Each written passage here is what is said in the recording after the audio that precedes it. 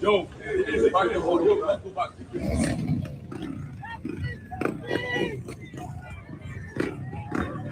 I'm just speaking now. I'm going to carry on about. Carry on about.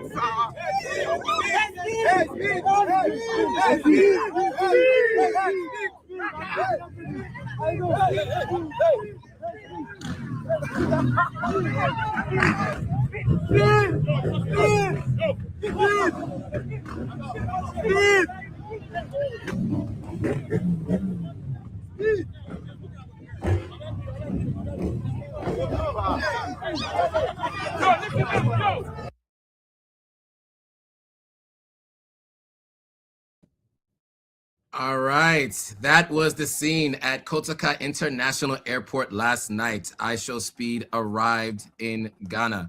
It looks like I'm frozen. Hopefully you guys can hear me. Give us a thumbs up if you guys can hear me. Okay, it looks like I'm back now.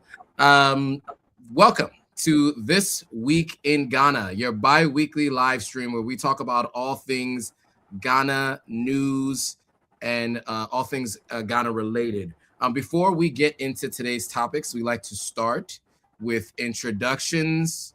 So first, I'll turn it over to our co-host for her introduction before I introduce myself. Hello, my name is Ivy Prosper. I am the founder of Prosper Creative Group. I am also a YouTube creator with my channel, Ivy Prosper, where I tell stories from Africa and the African diaspora. And I also do work as a documentary producer and speaker and author of the book, Your Essential Guide on Moving to Ghana. And I'm excited to get into today's conversations about the news in Ghana this week. Absolutely. And I'm Joe Hitagwa, the founder of Authentic African. I am on a mission to help people visit, move, and invest on the continent of Africa. We bridge the gap between those living on the continent and those living in the diaspora. Every other Monday, we go live to talk about all things happening in Ghana. As I mentioned earlier, we've spoken about this 2 weeks ago, and we're speaking about it again. As you saw at midnight GMT, iShowSpeed landed in Ghana. It has been a very eventful day. As 10 Plomate says, Ghana won this tour. Great start and message and good end. I don't want to read it the way you wrote it. The massage therapy. The massage therapy at Maya's company.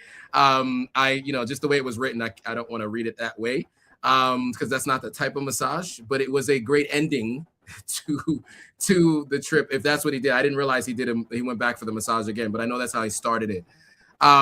It is a very eventful day. He obviously landed at Kotoka. He went to a number of different places. He was given a Ghanaian name. He met to the Shea Butter Museum and met with Hamamat. And as mentioned, he did get his massage. And so to really quickly, I will play a couple of clips from these videos and then we'll give some commentary from the other side because as you know, or you may not know, Ivy actually got a chance to see some of this in real time. So we'll play some video and then we'll get a chance to hear from Ivy's firsthand account of what it was like on ground there in Ghana. And we'll give some responses to these and reactions to these videos as well. So first things first, the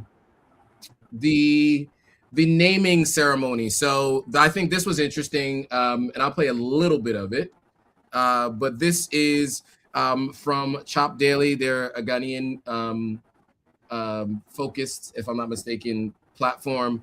And they talked a little bit about and showed some of the footage from his stream on the naming ceremony. So let's share some of that, and then we'll have some others to follow immediately after.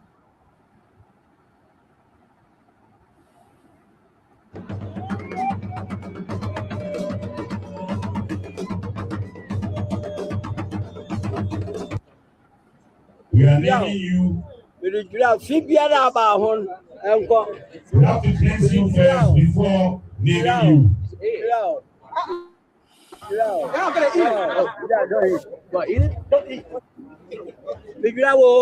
So we are cleansing you before the naming ceremony. So now it's time for the naming ceremony. All right, I'm about to get my name. Today, they are giving you Berima Kofi Ekufu. Berima Kofi. Berima Kofi. Kofi means you are born on Friday. That's my Ghanaian name right Yes. now. Berima Kofi Ekufu. Berima Kofi Ekufu. Berima Kofi Ekufu. Yes. That's my. All right, so he got his Ghanaian name. As we mentioned, he also It's practically the grand finale. went to the spa. Today is practically the grand finale. So this is him with all the energy at the spa. And then lastly, I just want to show that he did go to the Shea Butter Museum, and he met with Hamamat and her team there. This was interesting because she must be familiar with his content because she did some of the things that he's known for doing, like barking. Let me refresh that real quick so you guys get the feel for how that went, because this is different.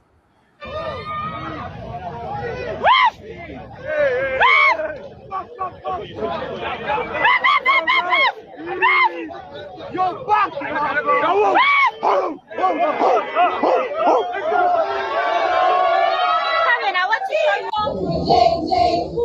Hey, Chen, I love seeing butter. I love seeing butter.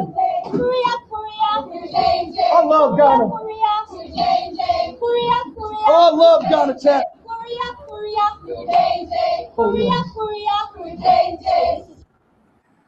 Okay, that's enough. You guys can obviously go to the social media platforms to get more on that. I just wanted to share a little bit of snippets from what's today, because this is all in one day. He was moving around a lot. Ivy, well, I'll give my thoughts on this, and then I want to turn it over to you because you've also were at one of the locations that he went to. So the first thing I'll say is, with what he did in Ghana, it seemed like it was a much more eventful trip, very structured. He did a lot of stuff in one day. When I looked at other countries and when there were some other countries actually where he did do a lot, and he had more days to do them. But just the fact that he went to the Shea Butter Museum, he went to Independence Square, he went to get the massage at the waterfall, and then other things that he was able to do today. The naming ceremony, all being done in one day, is aggressive and a lot to do. So shout out to those who were responsible for putting together this itinerary and making it happen. I also think it was a great representation of Ghana, the welcoming, obviously Ghanaians and the country has always been known for its welcoming nature, hearing Akwaba everywhere you go, etc. And I think it shined through. Some of the people in the comments said Ghana won this. And I think there'll probably be other people who agree with that thought process. So that's my thoughts overall on this trip to Ghana. I think we've talked at length on his trip to the continent. But Ivy is on the ground and was there today at Independence Square.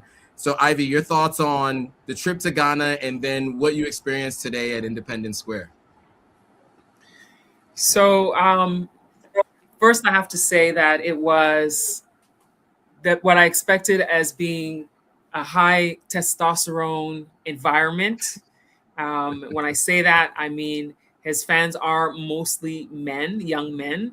So it's like people between the ages of like 10 to 25, a large number of young men. And so the energy level matches what he typically, shows on his channel. So people were on motorcycles riding around Independence Square, people who were on bicycles and doing like tricks. And then there were some people with cars that were just, driving around, spinning out in the cars and everything while waiting for him to arrive.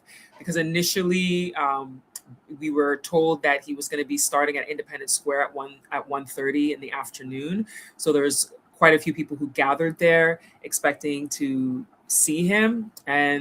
But then it turned out he actually started in the Eastern region and so it was when people started opening up their phones and looking at live streams that they realized he's not anywhere close to Independence Square, and he might not be there for like a couple of hours because he's now in the eastern region of Ghana. So so people occupy themselves with, as I said, the things they were doing on their motorbikes, and some people were drumming, some people were doing some dancing and stuff. And it was mostly young men, boys, young men, teenagers who were there. And then there was the chef Abby, who I thought she was going to be making jollof rice, but she was making the typical Ghanaian favorite, which is the nkosiani meko, which is eggs and pepper, boiled eggs with pepper. And then the jollof that was coming in was being brought in and poured into this huge container so that he can try Ghana jollof. But that jollof, I thought was going to be made by a small catering company, by some woman at home, some auntie or something. But it came from a fast food chain, Pizza Man. Pizza Man, Chicken Man, I think is the name of the company, Pizza Man, Chicken Man. And so the rice came from them. The jollof rice came from them. So I was really surprised. I felt that wasn't going to be the most authentic to be serving in when you're trying to compete for best jollof rice in West Africa, that's what was chosen as the rice to be served to him. And so when he did come out, when he did arrive, because he took a helicopter to come to back to Accra from Akropong, where he was in the eastern region. And so he landed in Burma Camp, which is where close to the military base. And then from there, they drove to Black Star Square. And so when he arrived, it was like just pure mayhem. A lot of people were just the usual, following him and screaming. And it was just, it was a sight. And people were just, people were running after his car that he was in. It was unbelievable. Yeah, it was unbelievable. The way that they were. It reminded me of how when I was growing up, I mean, it wasn't to this magnitude, but it reminded me of how, people liked Michael Jackson and different musicians and stuff, and they would like just chase them. But it's not at that intensity because Michael Jackson was like over the top. But I was just using that as an example so people can visualize in their minds the way that people were just running after him. I tried to get in some places, but then it was like hard and people would push. There was a point when the security guards, security in general, were just very aggressive to keep people back, to clear the pathway when he needed to go somewhere. And it literally is like, it doesn't matter who you are. They don't care if you're a little girl, a grown woman, an elderly person. If you are in the way, the security are there to make sure that they push you aside so that you're not in the way. And in the process with the crowds at one point, I was standing somewhere that was actually spacious. And then all of a sudden, when people realized that Speed was coming in that direction, and people started rushing to that area. And then now I was overwhelmed with too many people around me. And then now the security started pushing, and it got to the point that I almost was falling down. And I was like, I'm too old for this. I can't be standing in these crowds like this. I'm too old for this. But the energy was definitely very high. And I was able to snap a couple of shots, took a little bit of video so that I can, make a little bit of content as well. I just want to share an image from, I'm going to try to share my screen if I can, to share a shot that I took. I was trying to get a couple of video clips up, but for some reason it's not loading. So I'm just going to load the picture that I took. I don't know if you can see it. Yeah, so that's a picture that I took. I was actually quite far back, and I zoomed in and got this shot. So when he's, of course, out of his car, and all of these people are, surrounding him and following him as the car was moving along. But that was one of the shots that I got. And I'm going to see if I can get another shot up from, I'm trying to get a video up, but the way that my network is, it's not loading very well, but I'm going to keep trying to load up. I want to load a shot to show you how some of these kids, I mean, I call them kids because they're all young. They're like I said, they were between like 10 to 25, some of these kids, and they were just there because they absolutely love him. And some of them are like, they've been following him for a while, and then some of them, their parents, they're like, the parents don't know who he is, but they want to come. So then their parents let them come. And so you see all these kids just standing around, and they just couldn't wait, for him to come. So this is them when they're occupying themselves on their motorbikes, the bicycles, and, people were spinning out in cars and everything. So this is while waiting for Speed to come. So it was interesting. It was interesting. I wish I could show you a video clip, but unfortunately my network is bad today, and I'm trying to upload the video and it's not loading for me to share so that you can see how it was once he got there. Because once he got there, it was absolute mayhem. It was absolute mayhem. The way people were just running and screaming and shouting, and but people were disappointed that it was like quick. It was like in and out. And one thing I have to say is I think that Speed has to open up his own art gallery featuring pictures of himself, because every artist is like bringing him pictures. So I can imagine he must have so many pictures of himself that people have made for him from around the world. But that was my experience. That was my experience at Black Star Square. There are some things that I would have expected to be part of his tour in Ghana that I think missed the mark, to be honest. I think that we really should have had him see Cape Coast to go to the slave dungeons, because he talked about the door of no return in Ghana when he was in, I think when he was in Benin or when he was in Senegal, one of the two places, he talked about it.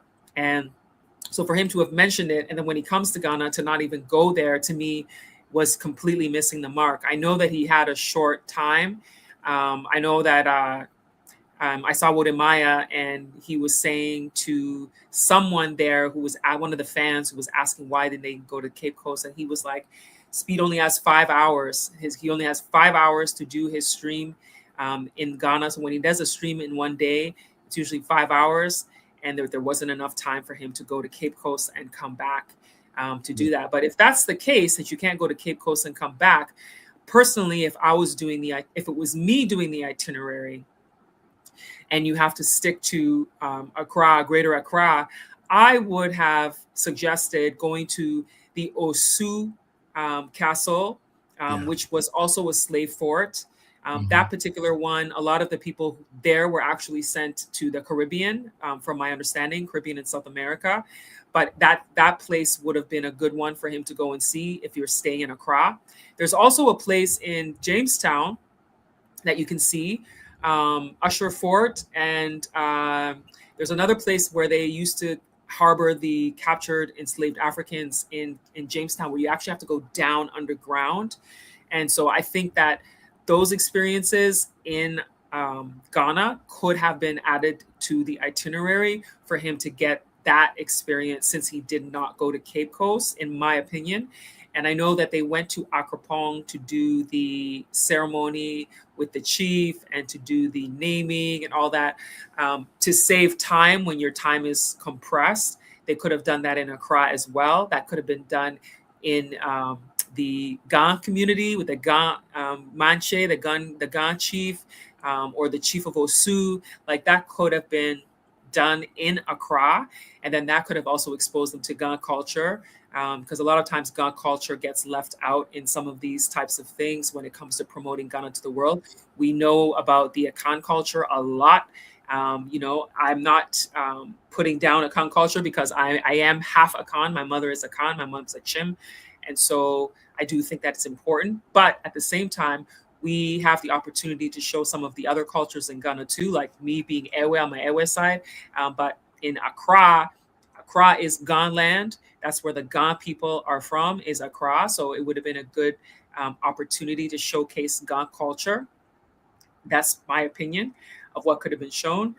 And so I think that those are things that could have been added to the itinerary to make it a little bit more robust as far as learning about Ghana. And then I feel like the Kwame Nkrumah Memorial Park, things should have started earlier, because by the time he got there, it was dark. By the time he got there, the sun had set, and you're not really feeling it and seeing it as much. I know it's a different look when you see it at night, but I think that place deserves to be seen during the daytime to experience, especially when you're learning about the first president of the country, the person who helped to give Ghana independence. I think that is also something that could have been done as well. He started late. He should have started at like 1:30. He didn't start till like, I don't know, 3:30 or something. So it's all the other countries he went to, the stream started on time. So my question too is, I wonder if there were technical issues, if the internet maybe was having a problem, because we know sometimes we have those issues in Ghana. Yeah, that's a good point. And it's likely that there were some connectivity issues. As you mentioned, some people were mentioning that on his stream, that he was lagging and it was the difficulty seeing him or hearing him. Yeah, I mean, I'm interested to find out why he started so late, considering the amount of time that he had. And from what you understand, right, it was just one day in Ghana, so he's leaving today. Is that correct? Yeah, they said it's only going to be one day. They said it's only a one day experience in Ghana. So I'm not sure what time he's leaving. I think that it would have been, in my opinion too, I think that being that he's 21 and he's Gen Z, I think that he should do nightlife in Ghana, because it's something that people talk about when they talk about Ghana all the time. People always talk about parties in Ghana, talk about how it's lit and it's live, and it is part of Ghana. Ghanaians like to party. So I think that being that it's Monday too can be a challenge, because people don't go out as much on Monday. But on Mondays in Ghana, people go to this place called Exhale Lounge in East Legon. So a lot of people go to Exhale Lounge in East Legon on Monday evening. So who knows? I don't know who's in charge of his itinerary with his team, but if he is able to, he could go to Exhale Lounge in East Legon and have a good time, have some nightlife in Ghana. Yeah, absolutely. So some of the people are confirming he did have some internet connectivity issues. I guess that's why he started late. And you're right about the getting some nightlife. And then some of the people in the comments are saying his audience is young. They don't want to hear about the enslaved Africans castles. But I think it's important that they learn. They're going to watch his stream no matter what he does, right? So at the end of the day, he should entertain and educate, right? So if he had the opportunity, it would be great for people to know, right? One of my most watched videos on my channel, now obviously my demographic is older, but is the Cape Coast Castle. And I shot that video as one of the first 2 videos I've ever shot on YouTube. And that to this day still gets people watching it, and still gets comments, and people still talk about how impactful it was to hear. And it's only 15 minutes of the hour-long tour, right? So I think it would have been really impactful for his audience to see that, especially because it's children of all ages who don't have that knowledge or education and won't be getting it in school, especially public schools, because they're removing a lot of that type of education from public schools today in the United States, which is where most of his audience is. Any final thoughts on iShowSpeed in Ghana? Well, people are commenting about saying they didn't like the ending. I thought the ending was because of the way the ending was, it's like multiple women were massaging him at the Shea Butter Museum. It was a very sensual kind of vibe. In that it was a strange ending. is what people are saying. And yeah, so I mean, and then somebody is in the comments is also saying that he's not a party animal and that nightlife is for drinkers. But I don't think it's necessarily always for drinkers. And it's not that I wanted to say that he should be showing partying, because what I noticed is when he was in Ivory Coast, there was a musician that he was with on one of the boats, and he was talking about how he liked the music, and he was just like dancing and everything, and how he likes the Afro beats. And so I just felt like to go somewhere, because Exhale Lounge is a nightlife thing on a Monday, but it's not a club. It's actually a restaurant. It's actually a restaurant that has like an outdoor space. It has this what's the word? Tropical vibe with the palm trees around and the different lighting. And it's a place that people go and eat, and people just sit and chill, and you have a good DJ playing good music. So it's not really a club. It's like, it's a Monday night, and people like to gather there and socialize and hear good music, and they eat and all that stuff. So I felt like that could have showed a different side of, you know, people like to lounge and eat good food, have a good time in the evenings and stuff like that. So, and especially because he kept talking about how he's 21, he's an adult now. He kept saying it on his stream in Nigeria that he's 21 now, he's an adult, he's got to do adult things, he's adult. So I just felt like it would be a nice evening thing for him to do. It doesn't mean that you're, you know, you're getting drunk or anything. And yeah. And then Lady V890 says, iShowSpeed is not responsible for showing the world about Ghanaian culture. He did what he did. That's a good idea. The nightlife will be a hit. Yeah. I mean, when you travel to a country, you're traveling to Africa, and his goal was about showing culture and showing the heritage, showing the lifestyle of Africa, of Africans in different African countries. He did say that was part of his mission. Part of it is showing culture. So you've seen culture in other countries, so why not see some of the culture in Ghana? Because you've seen culture in every country, he's seeing it, right? So, yeah. All right. So moving on from iShowSpeed and his Ghana trip, and we will see if he spends more time there. But from what we have been told, it is only one day. I know that it was 20. Yeah, 20 countries in 28 days. And I know this is the very end of that 28 days because it started at the end of December, and we're on the 26th of January. So I do think he is very, very close to the end. And he's already been to Liberia, or he hasn't been to Liberia yet? Because if he went to Liberia already, he has to get to Liberia. He did. Okay. The last country, so I know Liberia, from what I understand, the last country is going to be Namibia. Okay, so now he's going to go to Namibia. Okay. That was supposed to be earlier in the trip, but somehow logistical things, so it didn't happen when it was supposed to. Got it. Because so he did do all the West African countries already. Yeah, because Ghana was supposed to be last. Somebody's saying he said he was going to stay 2 more days in Ghana, but then then somebody else is saying he already notified us is tomorrow he's going to tour Namibia. So it seems like there's some conflicting thoughts in what people are saying in the comments. But anyway, we will find out tomorrow.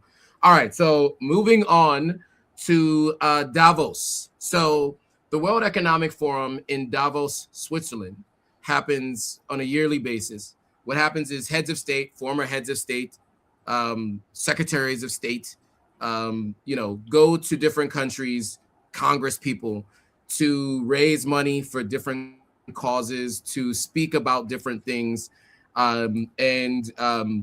There are a lot of conversations about New World Order, the World Order, right? There were some conversations about that from North American leaders, and I'll leave it at that. But the president of Ghana, John Mahama, actually gave a speech, and his speech covered quite a few topics and a lot of key areas. It was a 26-minute speech. So if you want to watch the speech, you can find the link in the description if you want to get details on the speech. But just from a high level, before we play some of what the speech sounded like, I wanted to give you a kind of an overview of what he discussed. So the big idea was the message is Africa isn't truly sovereign yet. And he described how Africa is what he called in a triple dependency trap. And what he meant by the triple dependency trap or problem was that, one, as Africans, we rely on others for security decisions. 2, we rely on donors for health and education systems. And 3, we supply critical minerals but capture almost none of the value, things that we talk about a lot on these live streams. He talked about different things that brought these things to the forefront. The global sickness, where there were some dependency issues. I'm saying it that way because of the platforms. They don't like when you use the actual words. He did mention the global order was shifting. Aid is shrinking. Traditional development aid is slowing down. As you guys know, countries are prioritizing defense and their own interests. And so Africa can't build its future based on handouts. Important message to mention. He said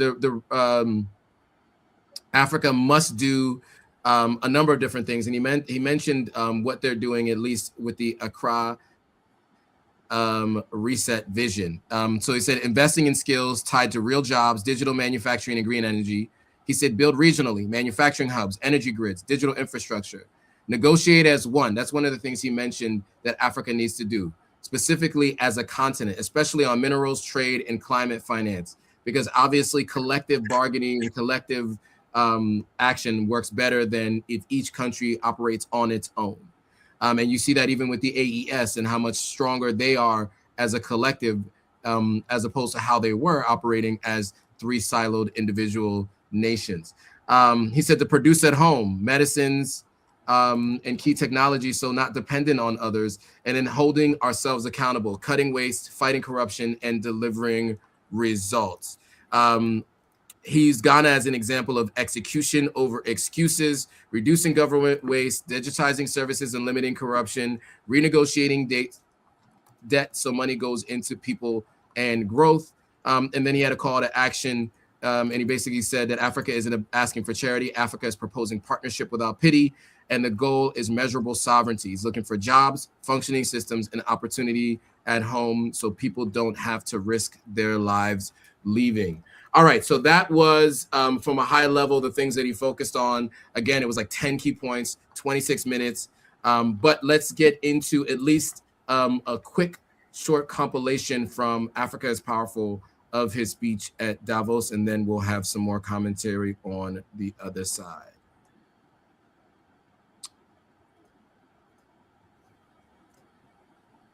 We depend on others for our security choices. We depend on donors for our health and educational systems. We supply the world's critical minerals, but capture almost none of its value. This isn't sovereignty, it's a trap. The COVID experience was a wake-up call. Africa was the last continent to begin receiving vaccines amid a global pandemic. But for the immunological profile and resilience of our African population, many millions would have died in that pandemic. The speech you have just watched is from Ghana's President John Dramani Mahama, who has delivered a powerful and fearless address at Davos, right here at the World Economic Forum, currently underway. All right, so the speech is 26 minutes long. As I mentioned, we don't have time to play it all for you. If you want to check it out, you can. So I'll give my thoughts really quickly, and then I'll turn it over to you, Ivy. I think it's important to continue to have these conversations. What I find is most challenging, though, is every so often, or pretty much every year, leaders get up at the United Nations General Assembly, at Davos, at the World Economic Forum, and they speak about these things. And what I find is that other leaders don't join in and take action. And that's the challenge that I find most disheartening about how excited people get about these speeches, but how little it goes into action when it comes to the collective continent, working together towards solving some of these challenges. And so I saw some other folks, former president of Nigeria got up and spoke almost immediately after President Mahama spoke.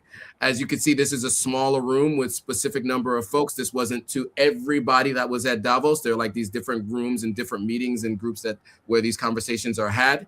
So we'll see. We will watch over the next 12 to 24 to 36 months if some of the ideas mentioned here, others join in and really work to build on.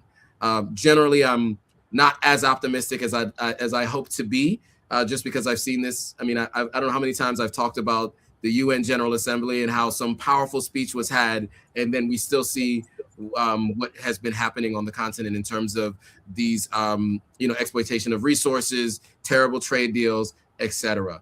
But let's see. Hopefully, Mahama is able to inspire others to join in and to work on some of these things that he called out as challenges and some of the solutions that he mentioned. So those are my thoughts. Ivy, your thoughts, please. I think that there's so many people in the diaspora who don't always understand what's really happening behind the scenes. And so I think that in a country like Ghana that is always wanting to connect and build a bridge between Africa and the diaspora is important, because he really is basically saying that he's kind of tired of the way that Africa is always being treated as a charity case, and that he wants African countries to start being treated more seriously. And as you said, this is something that we have heard time and again, that we hear leaders come and say things like this. And so we have to start seeing where we're taking action. And he seems like he wants to. A lot of us feel like it should be more than an emotional conversation, and that this is about the continent repositioning itself. I think that he's very much talking about Ghana's reset over the last little while, and he has a reset agenda to reset the country. So I think that this is all part of him wanting to reposition Ghana. I think that he wants Africa to not be desperate.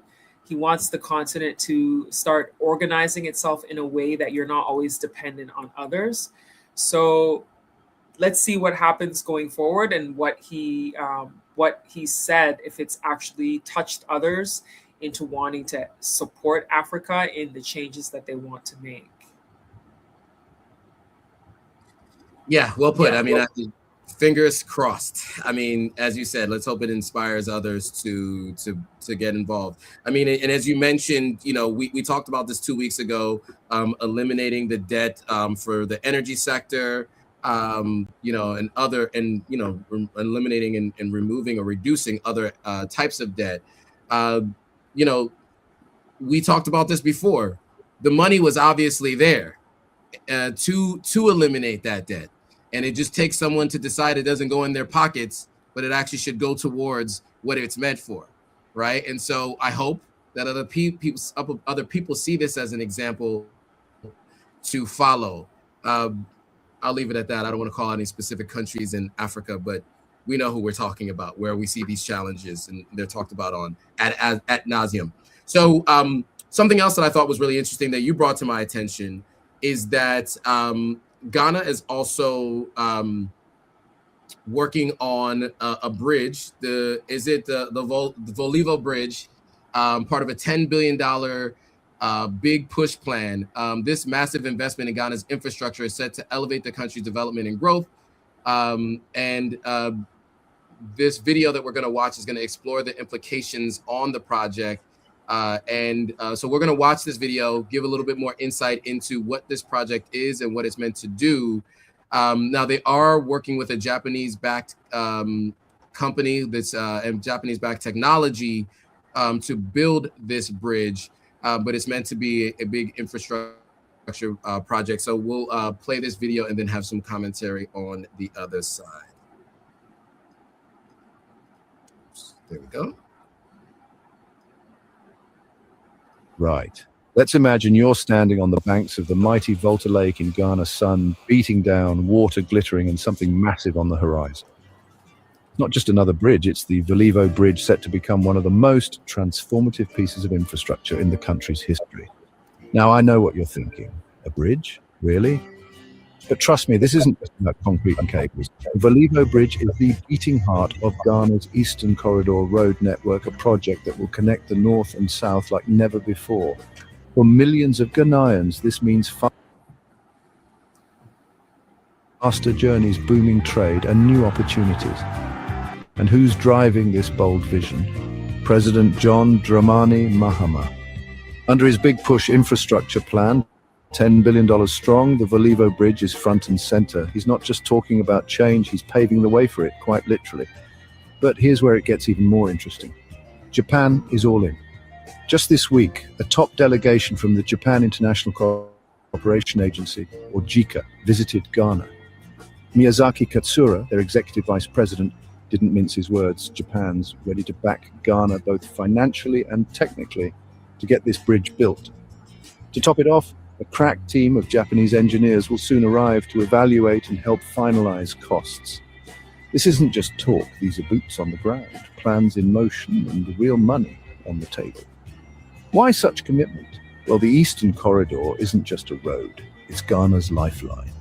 It means smoother transport for traders shifting goods from Tamale to Tema kids in rural areas, finally reaching schools and families accessing hospitals without hours of detours. It's the kind of change that lifts whole community. And the ripple effect? Massive. We're talking thousands of jobs, new skills, and local businesses growing alongside this project. All right, this video is a little bit longer, so I don't want to spend too much time on it, but you guys got the gist. Now, I'd love to hear your thoughts on this, Ivy, this bridge project and what it means. The video describes it as, as a process in order to travel between large metropolitans easier. What are your thoughts on this bridge project and what it means for, like he said, jobs and also transport between major cities? Well, I know we didn't really get to talk too much in depth before we went live today, but when I did a little bit more research, because I know we jumped on the live, because I literally just got back from Independence Square, and then when we jumped on this live. But I also read that this was a conversation during the previous administration as well. So I don't know what's going to actually happen, but I also heard that it was a discussion in the previous administration, but it wasn't a priority, and it kind of was left to the wayside. That's what I've read. I think it was Modern Ghana that I saw it in. So there's a lot of stuff up in the air about this topic. I was having a hard time finding more information because it was an Instagram post that we started that conversation on. So I'm trying to find more detailed information, but I think it would be great because we do need something else. Because we always see the Adomi Bridge looking so nice from Kwame Nkrumah's era, that it would be nice to have something new.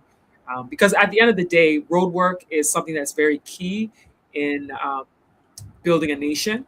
So having bridges, having better roads are ways that we can travel easier, and it helps business, it helps the country grow. Because when you think about it, having bad roads, not having proper bridges that connect different areas also makes it difficult when it comes to transporting goods. When you're transporting goods to, for your farmer and you want to ship your stuff, deliver your stuff to one part of the country, when you have a good road or you have a bridge that you can cross, it certainly helps you in what you're doing. If you're going to school and you need to cross a bridge, like all those things when it comes to daily living is important. So I think it would be great if they actually do this. Yeah, and I'll just add to that. I think one of the challenges that I find is transport between major cities by road across many countries in West Africa. Ghana is not to be excluded from that conversation. We talk about, two cities that are right next to each other, right? Tema and Accra. And from my own personal experience, when I worked at Jumia and we used to go frozen. You guys can still hear me though, right? You just can't see me. I'm frozen. You're frozen, but I can hear you. Okay, perfect. So as long as you guys can hear me, it just looks crazy. Sorry, guys. So when I worked at Jumia, we would go to Tema a lot because that's where the factories are. So Bell Aqua, Wilma, all the different brands that if you're Ghanaian, you know. And we would go on these meetings, and if you came back during rush hour, it literally took us one time 3 hours to get from the Bell Aqua factory. Now it was pretty deep in Tema. Oh, that side. Yeah, that's the Bell factory. Yeah, all the way. So we drove through Tema, but this one road, 2 lanes, one this way and one this way, and you had all kinds of cars trying to. And to me, I just thought there has to be a better way. There has to be a better way. There's no way that people do this every single day. And we were in a car with no AC. Oh, that was a struggle. It was a struggle. It was hot, slow, not moving. It was different. But anyway, so, hearing about any infrastructure projects, I think are hugely beneficial and important. It allows for more intercity travel, right? Like you notice that some places here, like I for example, have a friend who at one point in time would travel from Philadelphia to New York City daily to go to work, right? It was a 2-hour trip by train, but if they wanted to drive, it was about a 2.5 to 3 hour trip, right? And we're talking about cities that are much farther apart than Tema and Accra. And so I do think it's important to have these kinds of road projects and infrastructure projects to assist in the transport back and forth of different people, but then also to put a lot of people to work, right? So many people are hoping for the government to bring them jobs. You hear so many people ask for that. Why doesn't the government have more jobs? This is one direct way to get jobs, right? To get people to work and to get skills. So I'd love to see if this project does happen. I do know it's been in discussions as I'm Googling it. It's been in discussions for 5, 6, 7 months now. So hopefully we do see this project underway and it does assist in that process. Somebody mentioned I lived in Tema and the motorway is bad. They are working on it. Yes, I have seen the construction, which made me very happy because I was on that motorway, and I just recently in December I was there, and I was like, okay, they're widening the highway or the motorway, and they're making it bigger. So I'm looking forward to seeing that come to fruition. All right. So last but not least, we have Google partners with Ghana to roll out AI tools in local languages for education. So really quickly, the Minister of Education has announced a partnership with Google to introduce artificial intelligence tools in local languages, including Tree, Ewe, and Dagbani, as part of efforts to expand access to education across the country. One of the things that I've heard a lot of people mention, and I think PLO Lumumba mentions this, is that one of the reasons why some people fall behind in education is because they're taught the major subjects in a language that is not their first language, right? If you're taught things in another language, you have to translate, then learn, which is so much harder than just imagine. Let's say some of you have taken Spanish class. Imagine going to all of your school in Spanish, right? Just think about that, right? So it is really important that I do think on the continent we should be teaching people in their native language, and also offer other languages to help them if they want to do things internationally. But I do think that is a big challenge across the continent, is that most people are learning in a secondary language, which really does stunt the growth of many who are still having a hard time picking up that secondary language. So I'm going to play this video and then we'll have some commentary on the other side. Oops, there we go. This is the lowdown. The Minister for Education, Honorable Haruna Idrisu, after a meeting with the Vice President of Google, has stated that plans are underway to advance speech recognition and AI tools for our local languages such as Tree, Ewe, and Dagbani. Now, according to him, Google is working closely with the University of Ghana and GDI Hub to achieve this. He also emphasized the importance of including Hausa in this project since it is spoken widely in Ghana and West Africa. This is the lowdown on the Ghana Insider. Okay, the lowdown on the Ghana Insider. So thoughts on this AI project and these AI tools that they were mentioning in this video? I think it's good. That's it. I think so too. As I was doing research on this, I did find that some people felt that they should have included Ga.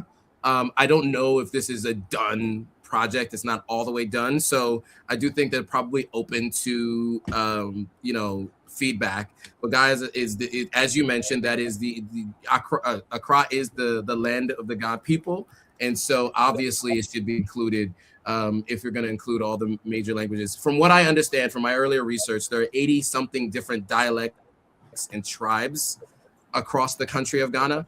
And if I understand correctly, are 13 official languages. And so, you know, I think they're going to have to start with the most widely spoken languages to ensure. But I will tell you, when I was in Accra this last trip, I was speaking to a lady I was buying something. I can't remember what I was buying. And the lady who worked at the shop started speaking to me, and her sister or her niece or something said, "Do you understand her?" I said, "I don't understand Tree." And she was like, "That's not Tree, that's Ga." And she was like, "You know, we don't even speak Tree. You know, we speak Ga." And I'm like, "Yeah, that's right. That is the tribe that is settled in Accra, and that is the language that is spoken there." So I have to sometimes I can't tell the difference between the different Ghanaian languages, as you can tell by that story. And so, but I do think it probably should be included as one of the languages. Yeah, I mean, since you mentioned that, I would say that I would say that it's a good idea for them to have it done in the 11 official languages that are recognized by the Language Bureau of Ghana. You know, so there are 11 languages. Tree, Ewe, Ga, Dagbani, Gonja, Inzima, and there's other ones I can't remember, but that's what I remember off the top of my head. Yeah, I mean, it makes sense. All the languages should be included in all the major languages. 11. Yeah, so I said 13. It's 11. It is 11. You see, this is why you always need to have someone who is knowledgeable to correct you. All right, so any final thoughts before we bring this live stream to a close? I know it's late in Ghana. No, that's it. All right, so I will say, guys, you know, thank you for watching this far. This has been a very engaged group today. It seems like this iShowSpeed topic brought a lot of people to the live stream. I mean, a number of people joined from Ivy's YouTube. So hopefully you guys found this useful. If you did, make sure you give it a thumbs up so more people can see this, you know, in their feeds. And also make sure you share this with anybody who wants to know about anything happening in Ghana. You know, we're going to be doing these live streams bi-weekly. Of course, if you haven't already, subscribe to both Ivy's channel and my channel. We both look at our analytics, and we know many of you watch the videos, even the live streams, and don't subscribe. So make sure you subscribe. All of that is free. You can support us for free by doing that. And if you so choose, you can support us in other ways. Ivy has them in her, you know, in the description on her YouTube videos. You can find it in any of her links. Just go to her pages. You can find them. And then for me, same thing. If you want to support in other ways financially, we would take all the support we can get if you can.